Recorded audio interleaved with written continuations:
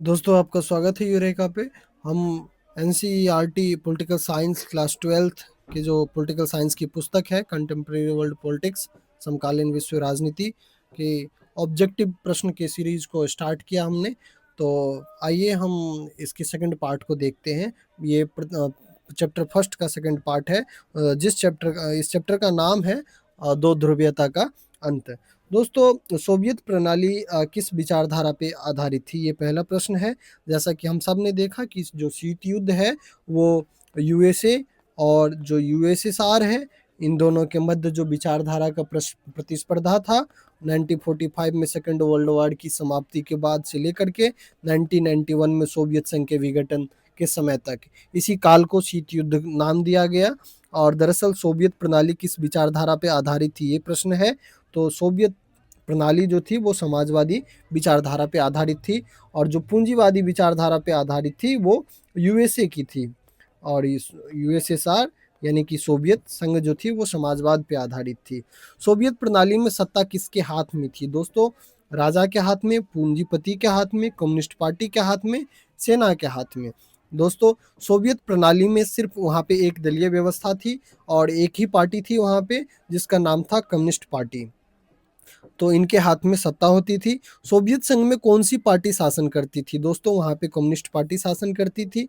Soviet प्रणाली में अर्थव्यवस्था कैसी थी दोस्तों? सोवियत प्रणाली में अगर अर्थव्यवस्था की बात करें तो मुक्त व्यापार नहीं थी, ये पूंजीवादी देश में होती है। मिश्रित भी नहीं थी दोस्तों, निजी भी नहीं थी, ये भी पूंजीवादी देश में होता है। तो नियोजित थी। जो प्लान्ड इकोनॉमी सिस्टम जो है सर्वप्रथम सोवियत प्रणाली में ही अपनाया गया था, जैसे कि अपने देश में भी पंचवर्षीय योजना अपनाया गया था। नेक्स्ट प्रश्न है, सोवियत प्रणाली में निजी संपत्ति का स्वरूप कैसा था दोस्तों? पूरी छूट थी? नहीं, पूरी छूट नहीं थी। आंशिक छूट थी, बहुत सीमित थी, और पूरी तरह स्वतंत्र थी। तो दोस्तों इस प्रश्न का अंतर है कि बहुत ही सीमित यहाँ पे निजी संपत्ति होती थी, अधिकतर संपत्ति सरकारी संपत्ति होती थी और सरकार का नियंत्रण होता था। तो इस प्रकार से आपका आंसर सी है। नेक्स्ट प्रश्न है, सोवियत प्रणाली में लोकतंत्र का स्वरूप कैसा था दोस्तों? सोवियत प्रणाली में अगर हम लोकतंत्र की बात करें तो यहाँ पे एक दलीय व्यवस्था थी, और लोकतंत्र वर्तमान समय के जो लोकतंत्र है इस प्रकार की तो लोकतंत्र नहीं थी, परंतु एक दलीय व्यवस्था थी जहाँ पे कम्युनिस्ट पार्टी का शासन होता था और कम्युनिस्ट पार्टी के ही नेता सत्ता में काबिज होते थे और वही राष्ट्रपति बनते थे और देश पे शासन करते थे। व्लादिमीर लेनिन किस देश के नेता थे दोस्तों? व्लादिमीर लेनिन जो थे वो रूस के ही नेता थे। लेनिन किस पार्टी से जुड़े हुए थे? एक महत्वपूर्ण प्रश्न है दोस्तों। लेनिन जो थे वो बोल्शेविक पार्टी से जुड़े हुए थे। लेनिन के नेतृत्व में कौन सी क्रांति हुई दोस्तों? लेनिन के नेतृत्व में जो क्रांति हुई थी इसे रूसी क्रांति के नाम से जाना जाता है, जो कि 1917 में हुआ था। इसी के बाद में रूस में साम्यवादी व्यवस्था की स्थापना होती है, और 15 गणराज्यों ने मिलकर के यूएसएसआर का स्थापना किया, जिसे कि सोवियत संघ के नाम से जाना जाता है। नेक्स्ट प्रश्न है, और जो रूसी क्रांति है वो दरअसल वहाँ पे जो राजशाही चलता था जिसे हम जार के नाम से जानते थे, उन्हीं के विरुद्ध ये रूसी क्रांति हुई थी, जिसे हम बोल्शेविक क्रांति या फिर रूसी क्रांति के नाम से जानते हैं। अक्टूबर क्रांति भी कहा जाता है।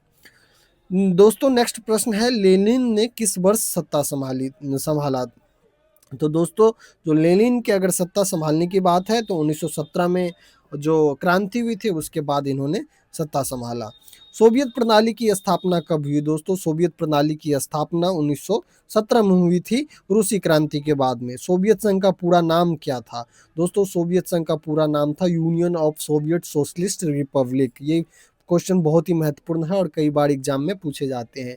नेक्स्ट प्रश्न है, सोवियत संघ में कितने गणराज्य थे दोस्तों? सोवियत संघ में कुल 15 गणराज्य थे।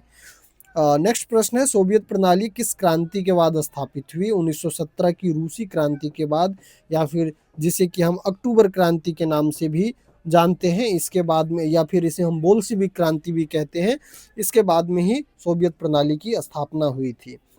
दोस्तों नेक्स्ट प्रश्न है, मिखाइल गोर्बाचेव सोवियत संघ के किस पद पर थे? मिखाइल गोर्बाचेव सोवियत संघ में कम्युनिस्ट पार्टी के महासचिव थे। गोर्बाचेव किस दशक में सत्ता में आए दोस्तों? मिखाइल गोर्बाचेव की सत्ता में आने की बात है तो गोर्बाचेव 1980 के दशक में सत्ता में आए और इन्होंने कुछ सुधारवादी नीति अपनाया, जिसे ग्लासनोस्त और पेरेस्ट्रोइका के नाम से जाना जाता है। दोस्तों, सोवियत संघ का विघटन कब हुआ? सोवियत संघ का विघटन 1991 में हुआ था। सोवियत संघ के विघटन के समय कितने स्वतंत्र देश बने? सोवियत संघ 15 देशों से मिलकर के बना हुआ था, और सोवियत संघ के विघटन के समय जो है कुल 15 देश बने, और रूस इसका उत्तराधिकारी के रूप में स्थापित हुआ सोवियत संघ के विघटन के बाद में। नेक्स्ट प्रश्न है, सोवियत संघ के विघटन के बाद रूस बना कमजोर राष्ट्र, महाशक्ति, विकासशील देश और गुटनिरपेक्ष देश? दोस्तों, रूस सोवियत संघ की जो 1991 से पूर्व जो 1991 से पूर्व जो स्थिति थी सोवियत संघ की, यूएसएसआर की, रूस तो उत्तराधिकारी तो बना, परंतु ये एक कमजोर उत्तराधिकारी बना, क्योंकि अब जिस जहाँ पे 15 गणराज्य मिलकर के एक गणराज्य का स्थापना किया था, और वहाँ पे 15 गणराज्य अलग हो जाएगा और सिर्फ एक गणराज्य बचेगा, तो आप समझ सकते हैं कि जरूर इसकी शक्ति में बदलाव आएगा और ये पहले की अपेक्षा कमजोर हो जाएगा। गोर्बाचेव की सुधार नीति का नाम क्या था? दोस्तों, गोर्बाचेव की सुधार नीति का नाम ग्लासनोस्त और पेरेस्ट्रोइका था। तो आपका जो ऑप्शन है ए और बी है, तो आपका सही ऑप्शन ये माना जाएगा, सी। पेरेस्ट्रोइका का अर्थ क्या था? दोस्तों, पेरेस्ट्रोइका के अर्थ के बारे में अगर देखें तो पेरेस्ट्रोइका से तात्पर्य था पुनर्गठन। और ग्लासनोस्त का अर्थ क्या था? दोस्तों, ग्लासनोस्त का जो अर्थ है यह खुलापन एवं पारदर्शिता था, कि कम्युनिस्ट पार्टी में भ्रष्टाचार काफी बढ़ चुकी थी। तो इस वजह से जो गोर्बाचेव जब आए थे सत्ता में, तो इन्होंने जो नीति अपनाया था पेरेस्ट्रोइका, इसके तहत ये आर्थिक पुनर्गठन की बात की गई और ग्लासनोस्त की तरह जो है ट्रांसपेरेंसी लाने की बात की गई थी। और ये दोनों ही नीति जो है सोवियत संघ के विघटन के लिए जिम्मेदार माना जाता है, क्योंकि इन दोनों ही नीति का सोवियत प्रणाली के ऊपर में नकारात्मक प्रभाव पड़ा, क्योंकि लोगों के को जब प्रेस की स्वतंत्रता मिलने लगी ग्लासनोस्त की नीति के तहत, तो लोग धीरे धीरे रेवेल करना स्टार्ट कर दिया था। उन्होंने अपने स्वतंत्रता की मांग करना स्टार्ट कर दिया था सोवियत संघ से। और इस समय जो मेन वजह थी कम्युनिस्ट पार्टी में करप्शन और सोवियत संघ की कमजोर होती स्थिति, क्योंकि सोवियत संघ और यूएसए में प्रतिस्पर्धा थी हथियार बनाने की या फिर स्पेस टेक्नोलॉजी की। तो सोवियत संघ के लोग इस प्रतिस्पर्धा में सोवियत संघ पिछड़ चुकी थी अमेरिका से, और अमेरिका में विकास हो रहा था और यहाँ के लोगों को ये धीरे धीरे गरीबी की तरफ जा रहे थे सोवियत संघ के लोग। तो इस वजह से वहाँ पे काफ़ी समस्याएं आ रही थी, और धीरे धीरे कुछ राज्यों ने सोवियत संघ से अपने आप को अलग करने की घोषणा की। नेक्स्ट प्रश्न है, गोर्बाचेव की नीतियों का मुख्य उद्देश्य क्या था? दोस्तों, गोर्बाचेव की नीति का मुख्य उद्देश्य था पूंजीवाद लागू करना। गोर्बाचेव की नीति का परिणाम क्या हुआ? गोर्बाचेव यूएसएसआर का विघटन हुआ 1991 में गोर्बाचेव की नीति की वजह से। सोवियत संघ के विघटन के कौन सा गुट कमजोर हुआ? सोवियत संघ के विघटन से कौन सा गुट कमजोर हुआ? तो दोस्तों, सोवियत संघ जो था वो किस गुट में था?